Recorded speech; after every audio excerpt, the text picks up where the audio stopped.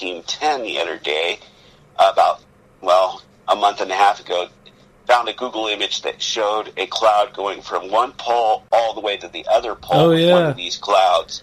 And I saw that. Everybody was saying chemtrail this and chemtrail that, and I'm like, I tried to reach him everything I could, and I've emailed him and everything. He hasn't responded, but I guarantee you that is one of those tubes. How it managed to cross the whole entire Earth from one pole to the other is beyond me, because I've seen in between the different openings in the North Pole and the South Pole.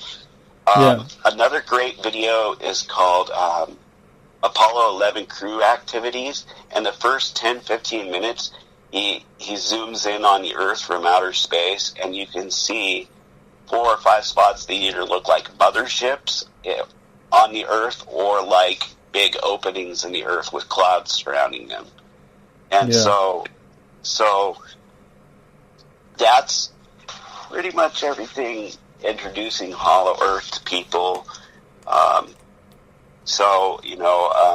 Do you have any questions about the Hollow Earth?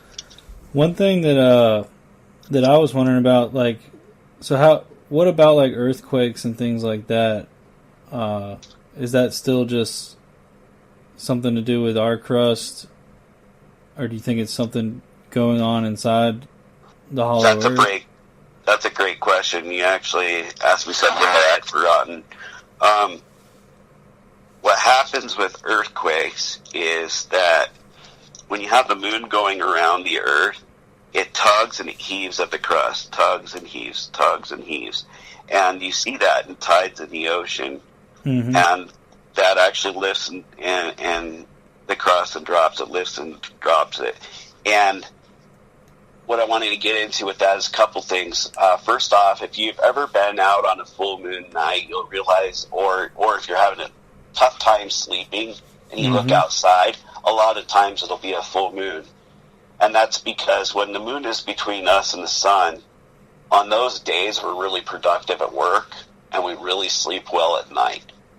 When the moon is on the back side of the planet, we have crummy days at work, we have a hard time sleeping at night. And that's because there's so much gravitational pull in the other direction from the moon that it lifts us up at night and gives us that little boost of energy. And more people tend to go out on full moon nights and party. Police and fire and ambulances, they can tell you that they watch out for full moon nights because they know everybody's going to be out. When I worked in a nursing home, at the nursing home, there would be people that would wail and be a lot more noisy on those nights. And so the thing is what keeps a planet growing is a moon of sufficient size. So it's like the moon, if you think about it, is like the pump in a heartbeat, okay? And as it goes around the planet, it not only tugs at the crust and stretches it and squeezes it and stretches it and squeezes it, it also interacts with the center star and it pulls it around and moves it around as well, and tugs at its surface and keeps it pliable at the surface. So when you don't have a moon of decent size, you look at something like Mars, it has 2 little puny moons and no atmosphere, and you just see ice plugs at the poles. It's like the planet has gone dormant. I have a hypothesis that if you added a moon about the size of Earth, it would restart everything back up. And if there's enough water on the inside of the planet, you would start getting water flowing on the outside of the planet again. And the planet would start to grow. And so that brings up another thing with Earth. I think it's Neil deGrasse, the scientist, said that Earth is pear-shaped, but I had that in my mind a long time before I was able to confirm that. And what my thinking is that they tell us that Pangea was on Earth, and Pangea was, for people that don't know, was one entire big continent on a water world. All right, the rest of the entire Earth was supposed to be the same size as it is now, but it had water everywhere. Yeah. And then there was something that hit the Earth, and Pangea spread around and started moving around, and it has moved away from the center, and it's moving around the planet, and that is plate tectonics floating on a bed of lava, pretty much, the magma. The problem with that is if you've ever seen a lava lamp, the wax gets hot, it goes to the surface, it cools, and then it plunges back down again. Mm-hmm. You've seen that, right? Oh, yeah. So, why would the Earth not do that if it was solid and it had magma underneath? Go up, cool down, plunge, fall back down. And why would we not always have fresh materials? How could we have, literally, millions of years and trillions of years and not have had the entire America just plunge back to the core? So my thinking is, I stumbled on this video, Expanding Earth. My thinking is that after the impact that created Earth, and again, I'll talk about this more in the next video, but after the impact that created Earth, it was 2/3 smaller, and it was completely covered in water. That's why we find seashells on mountaintops in the Himalayas. Yeah. And it was completely covered in water, 2/3 smaller. It started expanding with the addition of our moon.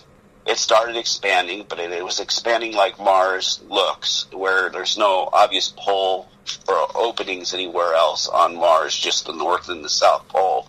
And it was expanding equally. And it started coming out of the water. We get the dinosaurs, they evolved. And then a large impactor came and it hit. And it cracked all of the continents apart. And they spread, the Earth started growing even more rapidly. Okay? Mm-hmm. And as it expanded more and more, the side that was impacted was this Pacific side. And so the Atlantic isn't expanding as fast as the Pacific side is. So to test this, somebody would need to measure the circumference mostly on the Atlantic side of Earth and then on the Pacific side of Earth. And what I think people would find is that the Atlantic side would have less circumference than the Pacific side. Like the Pacific, in my thinking, is like the weak side in a lopsided balloon. You're blowing up a balloon, it has a weak spot, and you get that bubble on the one side. Yeah. That's exactly what I think is going on with the Earth. Another thing about that is that the less crust underneath people inside the Earth, okay, the larger the beings get. And I'm not sure if I completely explained this. So when the crust was cooling and magma was flowing up and pulling up around the poles, it makes the poles around 300 miles thick. And then if the Earth was perfectly fluid all the way through, it would drop down to about 50 miles thick at the equator and then back up to 300 around the South Pole. But because of all of these impacts and things, there are spots that are a lot thinner than that. And then, I lost my train of thought there. The other thing is that the Earth has been tugged by an external influence a few times, Mm-hmm. and every time it knocks it out of location and drags the crust around, the planet gets a new rotational axis, and wherever that rotational axis happens, the material throws out from there and creates a new polar opening or hollow Earth opening in that spot. That's how we have reportedly a hole in the Bermuda Triangle area, Yeah. and we have a hole in the opposite in Asia. And that's how we have different holes all around the polar openings, is because the Earth has moved over time, either by massive tsunamis and earthquakes or other. Wow. Yeah, that's interesting to think about with the Bermuda Triangle stuff, because, a lot of people would just assume, like, alien abductions or something like that, but what if it is some type of hollow Earth opening where people go into? Well, that charged particulate comes out of all the holes, And see, that's another thing, too.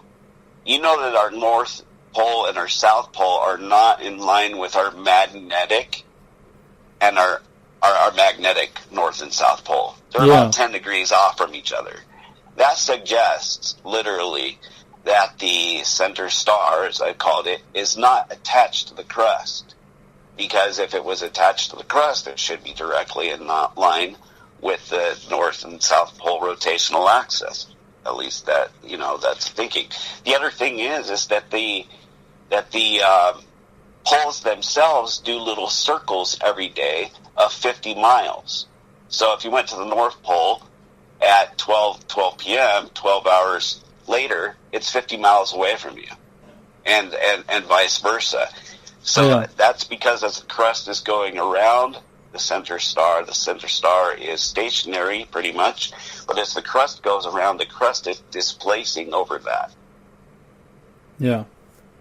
So, another thing, we've got a little bit more time here I could talk about is one of the thoughts that I had was the flood, Noah's flood. Yeah. If you use the Hollow Earth model and you take the aquifer going into the planet and coming out in springs, if we had one of these large external influences from a large planetary body going by, it could cause massive earthquakes and crush the aquifer within the earth and have no way for that water to drain inside of the earth. And that means that the system is still flowing. The water is still coming out due to centrifugal force out the poles, but it has no way to actually come back inside of the earth.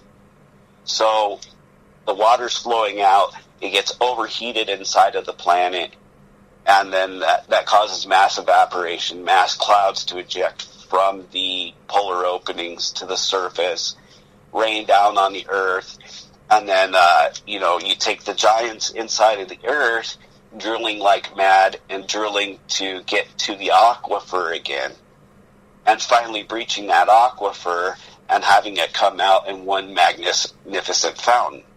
Yeah. Well, if that really did happen, that would explain why Willis George Everson, with Olaf Jansen's account, says in Edon there's a magnificent fountain that feeds enough water out to feed 4 rivers. Maybe that's where they were able to drill through and breach through and actually get the water flowing again. Mm-hmm. And this would also be why it said that there were giants in the earth in those days and after. It gives precedence for if the Bible is real, because there's a lot that I'm going to get into next week that has to do with the Sumerians, religion, Earth's history, and all of that. But the idea that Cain and his family were banished to the surface of the earth. They originally were giants that lived to be about 1,000 years old, and they lost their as they lived on the surface of the earth. It became shorter and shorter and decreased in life because they were exposed to solar radiation and exposed to the unclean surface of the earth. They didn't have the mineral fresh waters that you have inside of the earth coming out of the aquifer. Mm-hmm. They didn't have all the good plants and all of those things.